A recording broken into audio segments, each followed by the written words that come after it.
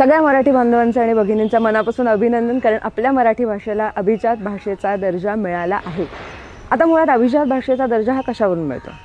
एक, ती भाषा प्राचीन असावी. प्राचीन म्हणजे किती? 1,500 ते 2,000 वर्ष जुनी असावी. 2, त्या भाषेला स्वतःचा एक स्वयंभूपण असावं, म्हणजे त्याचे जे काही साहित्य प्रकार आहेत ते इतर कोणत्याही भाषेकडून उसने घेतलेले नसावे. तिसरं म्हणजे प्राचीन भाषा आणि त्याचं आधुनिक रूप याचा गाभा नेहमी कायम असावा. आपल्या भाषेला अभिजात भाषेचा दर्जा मिळाल्यावर नक्की होणार काय? तर एकतर पहिली गोष्ट म्हणजे केंद्र सरकारकडून आपल्या भाषेसाठी एक भरीव अनुदान देण्यात येणार आहे. आणि त्याबरोबरच सगळ्यात महत्त्वाची गोष्ट म्हणजे आपल्या ज्या बोलीभाषा आहेत त्या भाषांचा अभ्यास, साहित्य संग्रह, संशोधन ह्यावर काम करण्यात येणार आहे. भारतातील सर्व विद्यापीठांमध्ये मराठी भाषा शिकवण्याची सोय करण्यात येणार आहे. प्राचीन ग्रंथांचं मराठीत अनुवादन करणं किंवा महाराष्ट्रातल्या सगळ्या ग्रंथालयांना सशक्त करणं, हे असे महत्त्वाचे फायदे अभिजात भाषेचा दर्जा मिळाल्यामुळे आपल्याला होणार आहे.